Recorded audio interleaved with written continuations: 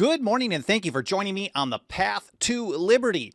It is Monday, October 19th, 2020. And on this episode, we're going back to a foundational time leading to the American Revolution. Today in history, October 19th, 1765, resolutions of the Stamp Act Congress were passed, not only opposing the things that we are generally aware of, like taxation without representation, but it also was in support of the right of the jury trial by jury, and also issued principles that were a precursor to the 10th Amendment, which was ratified decades later. I'm going to cover all that, give you a good overview of that on this episode. But first of all, my name is Michael Bolden.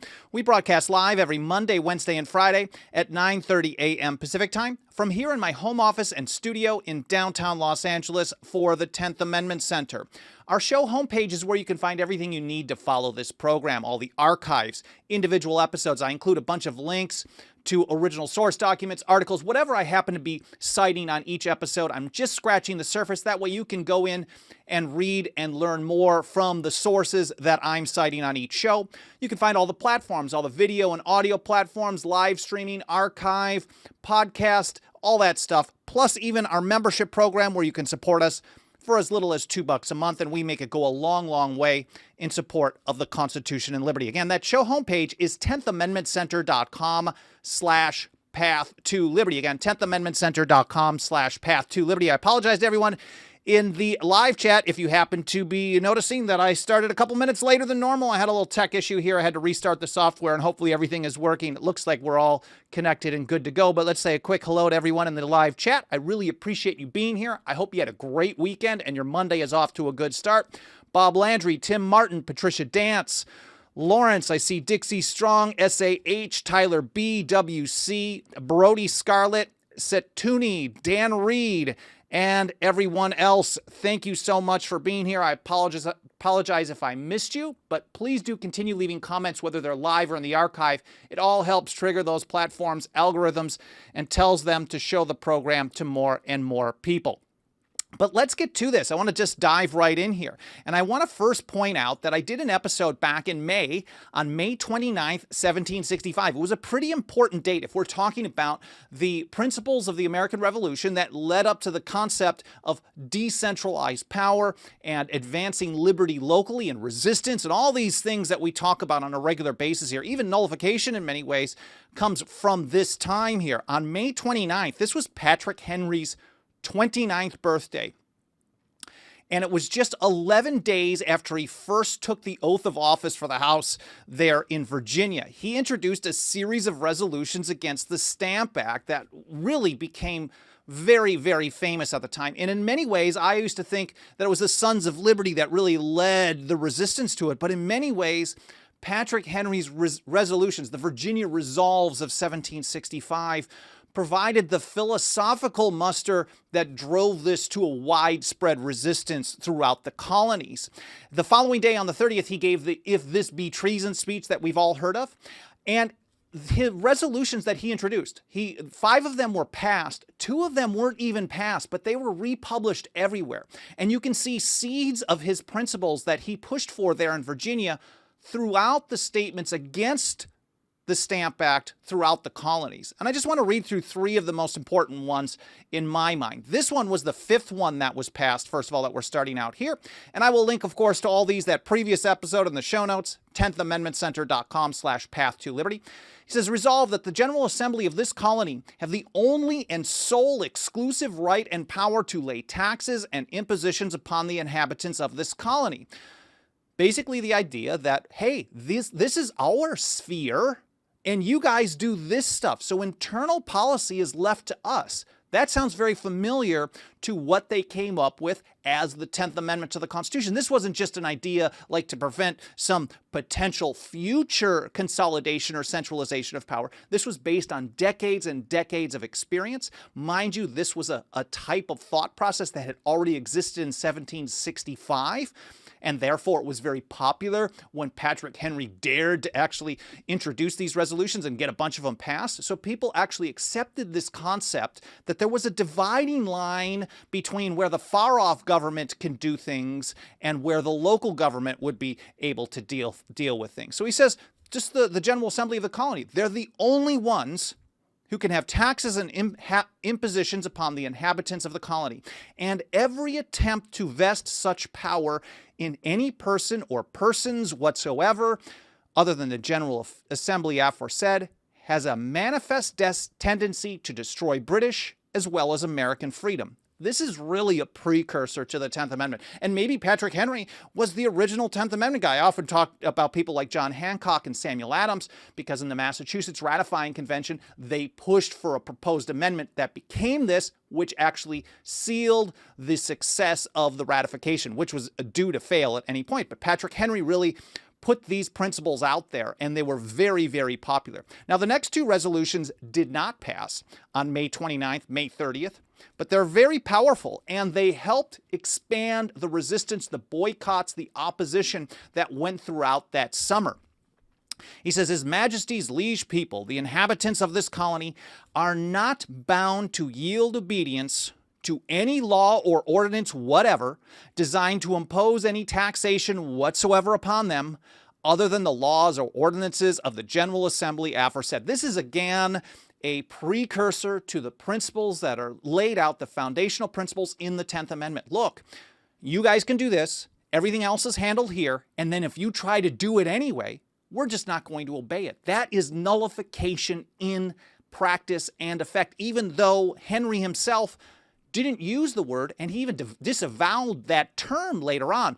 But this was the principle behind it. Resistance, disobedience was okay when they act on things, when they pass laws or regulations or taxes or whatever it may be that they're not authorized to do. And then the last one I thought was really interesting. He says, any person who shall, by speaking or writing, assert or maintain that any person or persons other than the General Assembly of this colony have any right or power to impose or lay any taxation on the people here shall be deemed an enemy to His Majesty's colony. So this was spread all over the place. Those last two were never even passed, but they were published everywhere, and people were really riled up. So in the coming weeks, it was just less than, I guess it was like 8-9 days later, James Otis in Massachusetts made a motion in June of 1765. I think it was June 8th. So they drafted a letter. The Assembly passed this idea. They said they passed this resolution, say we're going to draft a letter calling on the several colonies of this continent to consult together on the present circumstances of the colonies. In other words, hey, we need to come together. We need to meet and work this out because we can't go it alone. Here from Wikipedia, they say 9 colonies ultimately selected delegates to attend the Congress: Massachusetts, Rhode Island, Connecticut, New York, New Jersey, Pennsylvania, Delaware, Maryland, and South Carolina. All of the delegates selected were members of their colonial legislative bodies. Now, they didn't all go. For example, in Virginia and Georgia, they were specifically prevented from going to the meeting by their governors. So the Virginia governor, the Georgia governor said, no way. New Hampshire, they had some financial issues going on, so there was other budget debates and things like that. But primarily Virginia and Georgia, they said, no way, you aren't allowed to do this. If you do, there's going to be a serious problem. So you had 9 of the colonies show up. In response, word got out to this in England that this was going to happen because this was in June and they didn't actually meet until October. So it takes a little bit of time. But the mail takes a long time to go overseas, too. And here again from Wikipedia, they have some great info on this, surprisingly. They say, when word of the pending Congress reached London, the Lords of Trade were so disturbed that they wrote to the king that, quote, this is a matter of the utmost importance to the kingdom and legislature of Great Britain, and proper only for the consideration of Parliament. They were really worked up that they were going to organize a Congress? This is illegal. And they actually said that. Here again, they say communications were so slow that when Parliament was informed about its existence, the Stamp Act Congress had already become in session in October. The trade commissioners also noted that, quote, this appears to us to be the first instance of any general Congress appointed by the assemblies of the colony without the authority of the Crown, a measure which we conceive of dangerous tendency in and of itself. It really was the first time that they had actually met like this, and they were very, very concerned about what was going on. The first session was held in New York City Hall, now called Federal Hall, on October 7th, And they elected a guy named Timothy Ruggles. And I had read that name before. I guess I must have forgotten what I had learned about this, because as I was reading through my notes last night to put this together for today's show, I'm like, oh, wow, there was some political undermining going on there. James Otis was the popular guy. Everybody wanted James Otis. John Adams described him as the soul of the body. But they still somehow got this guy Ruggles in there. He's a conservative. He was going to be a little bit more moderate, but there was some behind the scenes working that I got to look into to find out how it played out. But the governor, Francis Bernard, really had engineered that guy getting in there with the hopes of limiting the effectiveness of the Congress. His success, they write, in being elected chairman was at least partly because the perception that Otis, a populist firebrand, might give the meeting an ill grace. So Otis was not going to hold back. So some people were convinced, let's go with this guy. There's already a bunch of crazy stuff going on out in the streets, protests and boycotts and resistance. Let's have a more moderate approach from this Congress. They're politicians, of course, right? A few of them were hardcore, Otis, Adams, and others at the time, but they went the more moderate route. Lieutenant Governor Colden, unable to prevent the meeting, called it an illegal convention, and noted that whatever possible pretenses may be used for this meeting, their real intentions may be dangerous. Now, we often hear that no one was really calling for independence at the time. I mean, John Adams wasn't really calling for independence aggressively until 1774 or so. And he was really the Atlas of independence. But the fact that people were actually pointing out, like, look, hey, we want to make sure, and they talked about this at the Congress, we want to make sure that they're not thinking we're going for independence. So there must have been some rumblings that this was leading to a separation already. This is an interesting point that I found on Wiki as well. They say little is known of the debates in Congress. The official Congressional Journal, in an apparently deliberate move, contained only the barest details of official actions, and none of the participants kept private journals that we're aware of. So we can actually pull up the proceedings. I've got an image up here on the screen. I will link to this in the show notes from the Library of Congress so you can see this. And you can just see, it's a little blurry because I had to zoom in so you could actually put it on the screen here. But you can actually see how, like, on Thursday, the Congress met and in the morning, and then they adjourned at whatever time on Friday. So there's one line per day or two lines per day. They met in the morning, they adjourned at this time, and that was it. And then finally on the 19th, they actually published something. Now, the early debates about this, so what we actually do know from what has been cobbled together throughout history is that the early debates, and they cover this pretty well at Wiki, but they skip something that I'll get to in a moment. The early debates centered around issues raised by the Stamp Act and the earlier Sugar Act. The delegates, they write, spent a significant amount of time discussing the differences between direct or internal taxation and the regulation of trade or external taxation. And the Stamp Act was really the first direct tax on internal commerce, at least from my understanding. So it was the first time that the empire was reaching in locally and doing this. And this is why I see this so clearly as an idea of delegated and reserved powers. Now, of course, they weren't thinking that any powers were delegated. They didn't see themselves as sovereign, but they still held that principle, that understanding that local issues were going to be dealt with locally, and they couldn't be touched far off.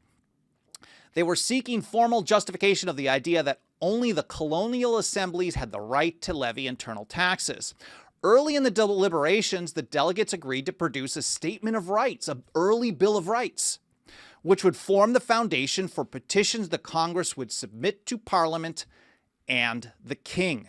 Now, they also talked about the right of trial by jury, and this was pretty much skipped over. They mention it briefly on Wikipedia, and I think that's a very important piece of this. And they don't really explain the idea of separation of powers here either. It really focuses heavily, and that's the mainstream narrative, that it is just taxation without representation. Well, the reason that they don't have representation is because there was a separation of powers. Local people had local representatives to deal with local issues, and the far-off government overseas, today we could say Washington, D.C., for example, they didn't have that power. So there was a very specific line in the sand that they were considering things to be delegated and reserved, in essence, for lack of a better phrase. But also they were concerned about the trial by jury. And here from Library of Congress, They talked about Stamp Act violations were to be tried in vice admiralty courts because such courts operated without a jury. And this was done intentionally because they found, or they were concerned, that jury trials would lead into a bunch of acquittals, that people tried by a jury of their peers, they would be let off. So instead of actually just letting that play out, they said, well, we're going to get rid of this. And if you look through the ratification debates in 1788, for example, there's a lot of concern about the proposed federal constitution eliminating the trial by jury. They were very, very wary of this, and anything that could be seen as a seed of eliminating that, there was a lot of resistance to that. And again, it's important to understand why. It wasn't just these anti-federalists were alarmist and they were just nuts. No, they lived through this. They had a very specific example, whether they lived through it personally or heard about it secondhand, that the vice admiralty courts were a part of the resistance to the Stamp Act. They knew that far-off governments would do these types of things. They saw the right of the trial by jury as dangerous to their power, because when local people can convince their neighbors that what they're doing is just normal living, then their neighbors are more likely to side with them rather than the government, the empire, trying to enforce its will. Going further from Library of Congress, they say colonial assemblies denounced the law, claiming the tax was illegal on the grounds that they had no representation in Parliament. They likewise were furious at being denied the right to a trial by jury. So that is an incredibly important part of the entire story. Here from American History at, I guess, Rutgers, I think, they point out that their two early drafts of the resolutions were actually in the handwriting of John Dickinson. I didn't know that, again, until yesterday. I love how when I do these episodes and I dig through, I'm like, I find other sources and then I find little tidbits of information. Hopefully they stick in my brain and I don't have to keep rewatching these episodes of myself over time, but that was a really interesting piece. John Dickinson, the penman of the Revolution, he really didn't gain his fame as that until a couple of years later when he wrote letters from a farmer in Pennsylvania in response, 12 letters in response to the Townshend Acts, 1767 and 1768, those were published. But obviously he had a heavy hand in drafting these resolutions of the Stamp Act Congress in October of 1765. Two of the early drafts were in his handwriting, but they were also drawn up possibly by the mayor of New York, John Kruger. Just a quick side note in case you're interested in that kind of geeked out info. And then let's get right to the resolution. Here it is from teachingamericanhistory.org, Saturday, October 19th, 1765. This is a direct quote right from the actual proceedings that was published. The Congress met and upon mature deliberation agreed to the following declarations of the rights and grievances of the colonists in America. They, of course, proclaim their loyalty to the king. But then we have a number of resolutions that I think are very important. Some of them sound similar to what Patrick Henry had to say, but Patrick Henry had way more backbone. I don't think he was trying to play political. He's 29 years old. He just got into the House. He was there totally on principle. And of course, most of his career, he really stuck to that principle. Everyone is a human being and screws up from time to time, makes errors, but he was really, really hardcore on these types of things. Even Jefferson, years later, when he was writing about Patrick Henry, who he was no friend of, they certainly were at odds, he pointed out that especially in those early years, and even after the first few years of ratification of the Constitution, he said there were very few greater friends to the principles of the Revolution than Patrick Henry. I won't get into the bad stuff. So here's the second resolution. I'm going to go through just a handful of them, and you can read the full thing if you'd like at a later time. His Majesty's liege subjects. Man, I like reading that. I could skip it over, but it's fascinating how they still, even at this time when they're talking about resisting and disobedience and all those things and unconstitutional acts, illegal acts, they're still professing loyalty. And that to me is just a little nuts, but I guess I can't go back in time and understand that mentality. His Majesty's liege subjects in these colonies are entitled to all the inherent rights and privileges of his natural-born subjects within the Kingdom of Great Britain. This isn't a full natural rights statement, but the fact that they said inherent rights. They have inherent rights, and then they also have privileges. There certainly is a difference. For example, we have a natural, inherent right to keep and bear arms, to defend ourselves, our property, our family. And then when we get a permission slip to carry it, that is a privilege granted by government. Same with driving, all kinds of things that we talk about as rights, but really they've been reduced to level of privilege because the people for so many years, decade in and decade out, have allowed government to require permission slips that we all continue to submit to. So that was number 2. Number 3, it is inseparably essential to the freedom of the people and the undoubted rights of Englishmen that no taxes should be imposed upon them but with their own consent, given personally or by their representatives. So this is the idea of no taxation without representation. And that is the popular view of what the revolution was about. That was a small piece of many parts of a puzzle, but that was an important one. It was obviously the third thing listed here in the Stamp Act Congress. Number 4, the people of these colonies are not, and from their local circumstances, cannot be represented in the House of Commons in Great Britain. If you watched my episode on anti-federalist paper Brutus number 1 that I did back on the 9th, it was actually published yesterday in history on the 18th, 1787. It was published yesterday. The first paper of Brutus talked about the dangers of centralization of power.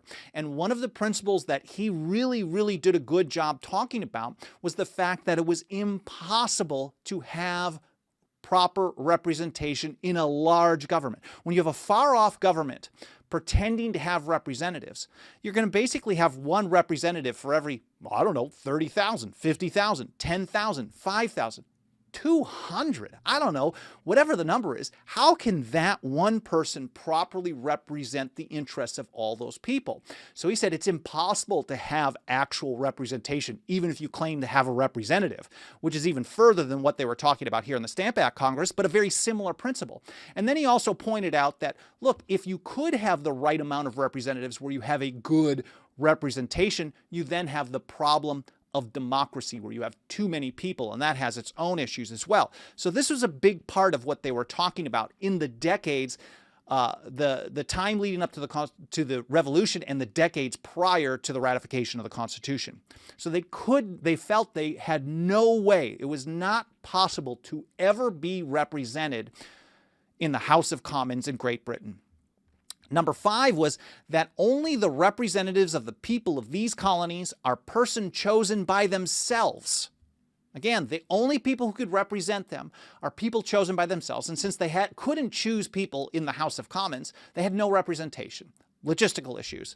And that no taxes have ever been or can be constitutionally imposed by them, but by their respective legislatures. Now, they weren't going to be ANCAP libertarians and say, oh, there's going to be zero taxation, although there are arguments later on from people like Richard Henry Lee, for example, years later, talking about things like, look, to say that we have to approve a bad government for fear of anarchy is just absurd. So he would have rather had anarchy rather than a bad government and figure out the right approach later on. So again, this is the idea that there was a constitution, an unwritten constitution, and that they were unrepresented. And the only people who could make those decisions were the people themselves, whether they determine themselves or through local representation. Going further, again, we're going back to the trial by jury. That was number 7. The trial by jury is the inherent and invaluable right of every British subject in these colonies. Again, we're talking about inherent rights. They're not using the term natural or inalienable or unalienable or whatever. They're not using that, but they're still saying an inherent right. It's a right that you are born with. It is your birthright. It is really a great precursor to what we talk about more often today. Again, the trial by jury. We know those vice admiralty courts, they were putting Stamp Act violations through that. They wanted to do that. It wasn't going to go into effect till November. That's why they were so concerned. They had to issue this statement to basically back up the principles of what the resistance was already doing at that time. It was pretty widespread already, especially in August, for example, of that year. They go on to say, by extending the jurisdiction of the courts of admiralty beyond its ancient limits, it has a manifest tendency to subvert the rights and liberties of the colonists. And I think that's a really important thing to consider today if we're talking about federal courts. It certainly is a problem that we face right now. It may not be the exact same thing, but is the notion that courts are supposed to have a very specific role. And when courts go outside that bound, it leads to a consolidation, a centralization of power, and it subverts the rights and liberties of the people. And so that happens now. It has happened for decade upon decade upon decade. Thomas Jefferson warned us that the Supreme Court would be the engine of consolidation. It would be the engine of consolidation, centralization of power, which would lead to corruption in the other two branches. So there was always concern about consolidation, and we know there was concern about overreaching courts as far back as 1765. Hopefully that makes sense there. But that's number 7. And number 8, there were a total of 13. And I think this thing, summing it up here at the end, they say it is the indispensable duty of these colonies to procure the repeal of the act for granting and applying certain stamp duties of all clauses of any other acts of Parliament, whereby the jurisdiction of the Admiralty is extended as aforesaid, and of the other late acts for the restriction of American commerce. So it's not just a good idea. It's not just sound principles, but it is their duty to do everything that they can. And they were being very political here. They weren't talking about outright resistance or separation or fighting or boycotts in this particular thing. But all those things were certainly happening at that time, and they were just being very political because they recognized that this type of thing was absolutely going to get rejected. Certainly it was. It was basically thrown out as either laughable, this is an illegal thing, or it was thrown out as this is dangerous, this is illegal, they can't do this, we don't recognize this, we won't accept your petition, we won't accept your statement, we won't accept your declaration of whatever, because you are our subjects. And we can bind you in all cases whatsoever at some point, right? So the whole point was they were concerned not just about taxation without representation, but also restriction of commerce. They wanted free trade. They weren't looking at a mercantilist society. It wasn't heavily talked about there, but certainly the fact that they summed it up, saying that it is their duty to try to get this repealed, to get rid of it. Not just the Stamp Act, but trial by jury and restriction of commerce. And I think it was probably within a day or so of this passing. It may have been the day earlier, but it was right around that time. I've often cited a letter that John Hancock sent to his London agent, Jonathan Bernard, around that time. I don't have the exact date. I found it in a great book on Patrick Henry called Lion of Liberty, and I don't happen to have it handy, so maybe it's on a Kindle or something somewhere. But I couldn't find the exact date. But I know it was sent about 2 weeks before it was supposed to go into effect, which would have been, I think, about October 17th or 18th or 20th, somewhere around there. Right around when this was being drafted up and passed, John Hancock sent the letter summing up the spirit of resistance that was around the colonies at that time. And he says, the people of this country will never suffer themselves to be made slaves of by a submission to the damned act. Now that is certainly a different approach than people today take. Today, it's the people, you know, as long as we can take something to federal court and the federal courts can tell us that the federal government did something wrong, then we won't submit. Otherwise, they've got it totally backwards today. We almost all have it totally backwards. We submit first, and then we wait for the government that's oppressing us to tell us that it's no longer going to oppress us, and that clearly is not working out well for anybody but the size and scope of the largest government, the largest empire in the history of the world. Again, Hancock summed this up very well, that the people would never, ever become slaves by submission to the damned act that was the Stamp Act. Well, I hope you guys found this interesting. I hope it was educational. You learned something. We're really talking about early principles of liberty, of natural inherent rights, of separation of power, of trial by jury, and why. Because when you ignore these things, what you end up with is consolidation of power, and then we end up with what we have today. Largest government, largest empire in history. Taking a quick look over on the live chat here, see if there's anything interesting. Robert Scott Bell, my great buddy who does the Robert Scott Bell Show 6 days a week on YouTube and elsewhere. Please check that out. It's noon to 2 p.m. today, Pacific time. It's a beautiful day in the 10th Amendment Center neighborhood. Dan Reed, today the people can't bend over quickly enough. Yeah, exactly. They do it completely opposite. Bob Brewer, I find myself suffering as a slave to submission of the damn Real ID Act. Yes, in essence, we all are. And that's not saying that everyone has to go out on a, battle of Bunker Hill on every single issue, because certainly we can't right the wrongs of submission of generation and generation after generation before us in one fell swoop. But we now find ourselves in this situation where at every turn we are finding ourselves submitting to many damned acts. Tens of thousands of laws and rules and regulations that never should exist in the first place, and there has to be some level of concerted resistance to it. Supporting more of it never, ever will solve the problem. Someone says, what I really hate about this YouTuber is he never does any research. Yeah. One of the complaints I actually get pretty regularly is that my videos are too long. I talk too much.